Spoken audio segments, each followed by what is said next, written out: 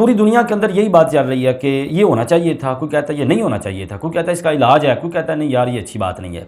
लेकिन मैं इन पॉइंट्स पे बात नहीं करूँगा, मैं इनसे हट के दो अहम पॉइंट पे बात करना चाहता हूँ। और मैं कल से ये बात सोच रहा हूँ कि ये वही बाजवा साहब हैं जो पाकिस्तान के अंदर हो तो 40-40 गाड़ियाँ इनके प्रोटोकॉल में होती हैं। यार जब ये लोग दूसरे ममालिक में जाते हैं तो बगैर प्रोटोकॉल के सादगी के साथ ये नज़र आते हैं। बाजवा साहब को सैर व तफरीह के लिए फ्रांस ही मिला है। यार दुनिया में और भी इतने ममालिक हैं।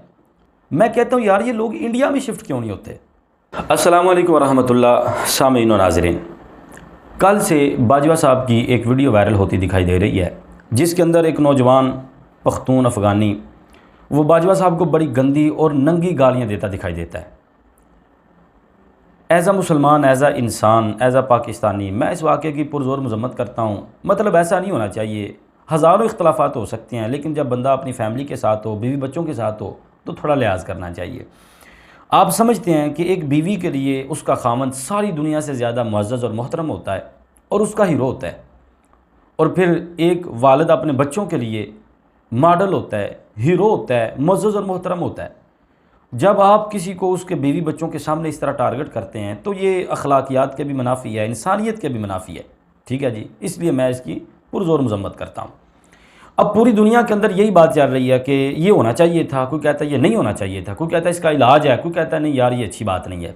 लेकिन मैं इन पॉइंट्स पे बात नहीं करूँगा, मैं इनसे हट के दो अहम पॉइंट पे बात करना चाहता हूँ, इंतहाई अहम, जो मेरे लिए, मेरे माशरे के लिए, मेरे पाकिस्तान के लिए अहम है। उसमें पहला ये कि बाजवा साहब का इस तरह सादगी के साथ फ्रांस की गलियों में फिरना मुझे बड़ा हैरान कर रहा है। और मैं कल से ये बात सोच रहा हूँ कि ये वही बाजवा साहब हैं जो पाकिस्तान के अंदर हो तो 40-40 गाड़ियाँ इनके प्रोटोकॉल में होती हैं। और फिर ये तो ये रहे, इनके बच्चे भी अगर घर से निकलते हैं तो 10-10 गाड़ियाँ तो उनके प्रोटोकॉल में होती हैं। और फिर इन लोगों से मिलना बड़ी दूर की बात है, इनको देखने के लिए भी परमिशन की ज़रूरत पड़ती है। लेकिन जब इन्हीं बाजवा साहब को फ्रांस के अंदर देखा जाता है तो एक शारे आम पे, एक गली के अंदर ज़मीन पे बैठे दिखाई देते हैं। और मैं हैरान होता हूँ अपने अफसरान पे, अपने ब्यूरोक्रेट्स पे और अपने सियासतदानों पे। यार जब ये लोग दूसरे ममालिक में जाते हैं तो बग़ैर प्रोटोकॉल के सादगी के साथ ये नज़र आते हैं। ठीक है, लेकिन जब यही लोग मुल्क पाकिस्तान में आते हैं तो इनके तकब्बुर और इनके गुरूर का आलम ये होता है कि 40-40 गाड़ियाँ इनके प्रोटोकॉल में होती हैं और 20-20 मिनट तक सड़कों को बंद करके साफ़ कर दिया जाता है कि फ़लाँ चौधरी साहब यहाँ से गुजरने लगे हैं। अब इनकी गाड़ियों के काफ़िले के सामने अगर कोई गरीब आ जाए तो ब्रेक नहीं लगाई जाती, कहीं आप समझे कि ब्रेक लगाई जाती है ना, ये फिर सियासतदान, ब्यूरोक्रेट्स, ये अफसरान कुचल के गुजर जाते हैं। फिर मैं सोचता हूँ और ये कहता हूँ कि कहीं ये लोग पाकिस्तानियों को जानवर तो नहीं समझते या पाकिस्तान को जंगल तो नहीं समझते। पहला पॉइंट तो ये था। दूसरा पॉइंट ये है कि यार बाजवा साहब को सैर व तफरीह के लिए फ्रांस ही मिला है। यार दुनिया में और भी इतने ममालिक हैं, कहीं और जा सकते थे, फ्रांस ही क्यों। इसी तरह हमारे जो दूसरे सियासतदान, अफसरान हैं, ब्यूरोक्रेट्स हैं, उनको भी देखा जाए, कोई बेल्जियम में शिफ्ट हो रहा है, कोई अमेरिका में शिफ्ट हो रहा है, कोई बरतानिया में शिफ्ट हो रहा है। मैं कहता हूँ यार ये लोग इंडिया में शिफ्ट क्यों नहीं होते। तो जब मैं ये बात करता हूँ ना तो आप सभी लोग मुझे कहेंगे यार ये बंदा शदाई है, इसे नहीं पता इंडिया हमारा दुश्मन है। हाँ अच्छा, इंडिया हमारा दुश्मन है, सही है, मतलब इंडिया हमारा दुश्मन है क्यों।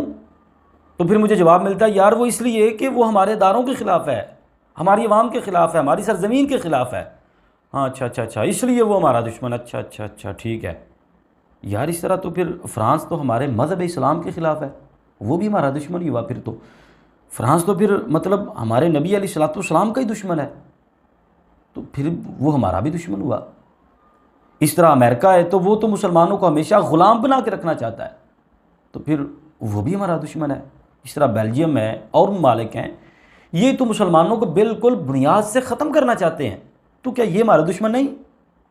हाँ, तो फिर हम सब खामोश हो जाते हैं, आएँ बाएँ दाएँ शाएँ करना शुरू कर देते हैं। इसका जवाब को नहीं मिलता। तो फिर मुझे यहाँ वो अल्लामा इकबाल की बात सच्ची होती दिखाई देती है। अल्लामा इकबाल ने कहा इस दौर में मैं और है जाम और है जम, और साकी ने बिना की रवश लुत्फ़ सितम, और मुस्लिम ने भी तामीर किया अपना हरम, और तहज़ीब किया आज़र ने भी तुरशुबाए सनम, और इन ताज़ा खुदाओं में बड़ा सबसे वतन है, जो इसका पैरहन है वो मज़हब का कफ़न है। अल्लामा इकबाल ने कहा कि ये जो दौर चल रहा है ना, इस दौर के मुसलमानों के लिए हरम माने नहीं रखता, इस्लाम माने नहीं रखता, मज़हब माने नहीं रखता, अल्लाह और रसूल की ज़ात माने नहीं रखती, बस वतन माने रखता है, अपनी अवाम, अपने मफाद, अपने कारोबार, बस ये चीज़ माने रखती है। इस्लाम इनके लिए कोई माने नहीं रखता। और आगे अल्लामा इकबाल ने फिर कहा, अल्लामा इकबाल ने कहा कि इनके लिए इस मौजूदा दौर के अंदर सबसे बड़ा इनका जो खुदा बना हुआ है ना, वो वतन है। वतन के लिए मर मिटेंगे, वतन के लिए जनाब अपना हर एक कुर्बानी देने को तैयार हैं, वतन के लिए हर एक से मुकाबला करने को तैयार है। लेकिन जब बात मज़हब की आए, फिनिश, ख़त्म। फिर इनको जिहाद करना भी जनाब फितना लगता है, फिर इनको जंग करना भी फसाद लगता है, ठीक है जी। फिर इनको जंगो जिहाद की गुफ्तगू करना भी तशद्दुद लगता है और इंतहा पसंदी लगती है। इसलिए अल्लामा इकबाल ने कहा बस ये अब वो नहीं रहे जो इनको होना चाहिए था।